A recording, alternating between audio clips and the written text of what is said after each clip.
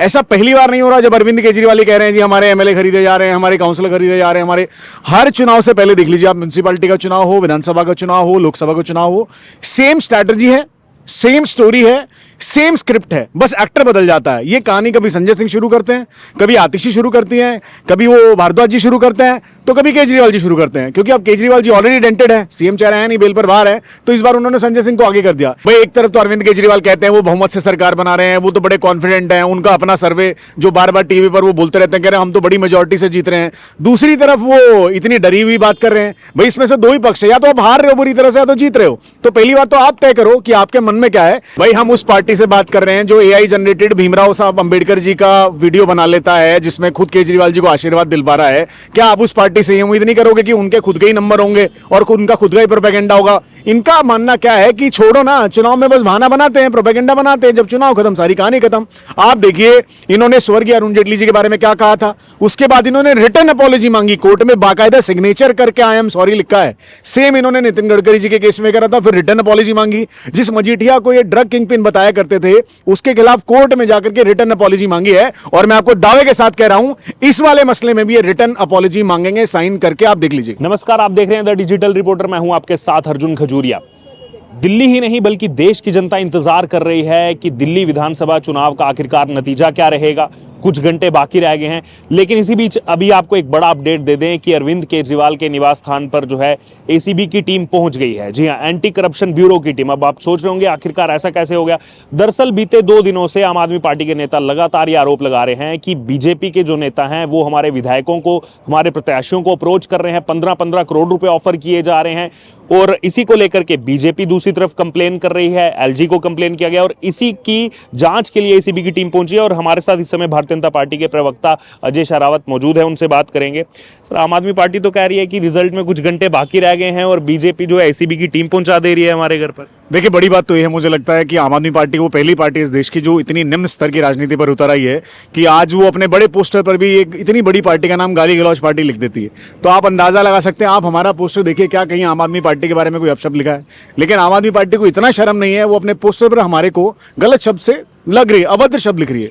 दूसरी बात रही आज की कंप्लेंट की, ऐसा पहली बार नहीं हो रहा जब अरविंद केजरीवाल ही कह रहे हैं जी हमारे एमएलए खरीदे जा रहे हैं, हमारे काउंसलर खरीदे जा रहे हैं, हमारे हर चुनाव से पहले देख लीजिए आप, म्युनिसिपैलिटी का चुनाव हो, विधानसभा का चुनाव हो, लोकसभा का चुनाव हो, सेम स्ट्रैटेजी है, सेम स्टोरी है, सेम स्क्रिप्ट है, बस एक्टर बदल जाता है। ये कहानी कभी संजय सिंह शुरू करते हैं, कभी आतिशी शुरू करती हैं, कभी वो भारद्वाज जी शुरू करते हैं, तो कभी केजरीवाल जी शुरू करते हैं। क्योंकि अब केजरीवाल जी ऑलरेडी डेंटेड है, सीएम चेहरा है नहीं, बेल पर बाहर है, तो इस बार उन्होंने संजय सिंह को आगे कर दिया। इनकी ये कहानियां और ये प्रपंच से ही दिल्ली परेशान है और इसीलिए दिल्ली ने आज उनके खिलाफ वोट किया है। ये सच है, लेकिन मेरा कहना अरविंद केजरीवाल जी को जितना है, अब ये प्रोपेगेंडा, ये झूठ, ये बार बार झूठ बोल करके भागने से नहीं बचा जाएगा। अब जांच भी होगी, इन्वेस्टिगेशन भी होगी और जब दोषी पाई जाओगे तो सजा भी होगी।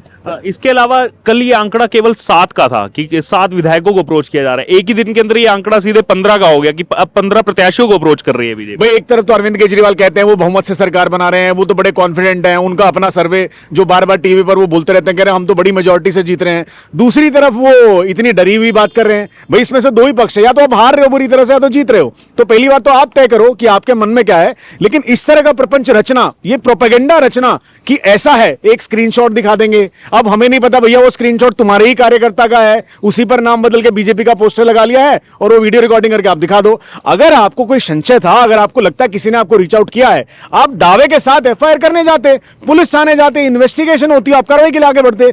ना आप एफआईआर कराते हो, ना आप थाने जाते हो, ना आप जांच के लिए बढ़ते हो, आप तो सिर्फ मीडिया ट्रायल चाहते हो। भाई मीडिया ट्रायल तो आप इसीलिए चाहते हो ना कि किसी पार्टी को उसकी इमेज को मेलिगन कर देते हैं। मुझे लगता है ये पैतरा अब नहीं चलने वाला है। अगर आपकी चीजों में सत्यापन है तो आप उन्हें साबित कीजिए, आप एसीबी जब जांच करेगी सबूत दीजिए, और अगर सबूत नहीं मिले तो बताइए आप कहां मुंह दिखाएंगे। वो भी जो केवल एक नंबर जो है जारी किया गया मुकेश अहलावत की तरफ से, वो भी नंबर ये देखा जा रहा है कि किसी ने कंप्लेन किया था रेलवे को और वहां नीचे अपना नंबर शेयर किया है ट्विटर पर, उस नंबर को जो है शेयर किया जा रहा है कि इस नंबर से कॉल आया था। भाई हम उस पार्टी से बात कर रहे हैं जो एआई जनरेटेड भीमराव साहब अंबेडकर जी का वीडियो बना लेता है, जिसमें खुद केजरीवाल जी को आशीर्वाद दिलवा रहा है। क्या आप उस पार्टी से ये उम्मीद नहीं करोगे कि उनके खुद के ही नंबर होंगे और उनका खुद का ही प्रोपेगेंडा होगा? इनका मानना क्या है कि छोड़ो ना, चुनाव में बस बहाना बनाते हैं, प्रोपेगेंडा बनाते हैं, जब चुनाव खत्म सारी कहानी खत्म।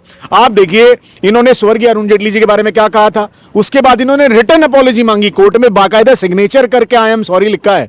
सेम इन्होंने नितिन गडकरी जी के केस में करा था, फिर रिटर्न अपॉलॉजी मांगी। जिस मजीठिया को ये ड्रग किंगपिन बताया करते थे उसके खिलाफ कोर्ट में जाकर के रिटर्न अपॉलॉजी मांगी है, और मैं आपको दावे के साथ कह रहा हूं इस वाले मसले में भी ये रिटर्न अपॉलॉजी मांगेंगे, साइन करके आप देख लीजिएगा। उसके अलावा अभी देखिए देश को ये भी इंतजार है, रिजल्ट आने वाला है और चर्चा कहीं ना कहीं ये भी छिड़ गई है कि क्या आप कल फिर से कहीं ईवीएम बदनाम तो नहीं होने वाली है। देखिए हमारा विश्वास लोकतंत्र पर है, हमारी पार्टी कभी हारी है तो हमने कभी ईवीएम पर दोष नहीं मढ़ा, हमने किसी पार्टी पर दोष नहीं मढ़ा, हमने अपनी चीजों को इंट्रोस्पेक्शन से देखा और हमने उन पर काम किया है।